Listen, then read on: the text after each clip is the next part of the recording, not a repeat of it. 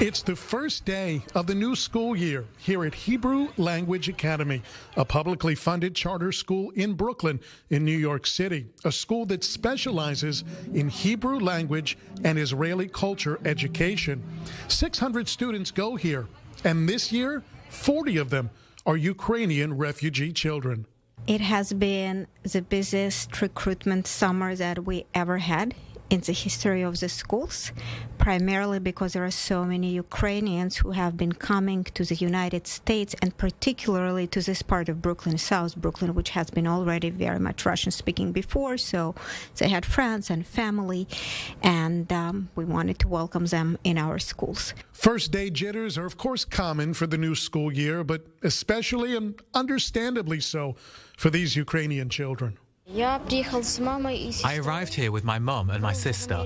We've been in the US for half a year. Everything is fine here. I'm most excited about meeting new friends and learning English. I can do it faster here because it's the US. You need to know the language to study and to get a job. This school helps everyone.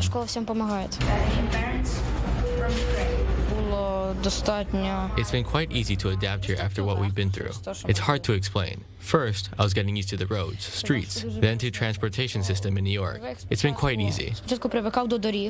While these Ukrainian children are learning English, they have the added responsibility here of learning Hebrew as well, though it could actually be a help rather than a hindrance. The main hesitation about Hebrew is the concern that they have to pick up English and at the same time they're learning Hebrew. So there is research behind it that when a kid comes into a class and he doesn't know the language that's spoken in the classroom, they actually become more comfortable faster because Hebrew is sort of this level playing field. Most of the kids don't know Hebrew. The majority of the Ukrainian children recruited to come here to Hebrew Language Academy aren't Jewish, but it was Jewish values that drove the recruitment process. How many of them are Jewish? Most of them are not. I don't want to say many, but there are quite a few who do have Jewish ties, whether it's a Jewish grandparent or relative or, just friends. Quite a number of them have visited Israel in the past, even if they didn't have any Jewish roots. Now, I will say personally, I'm driven by Jewish values. Anachnu aravim ze leze.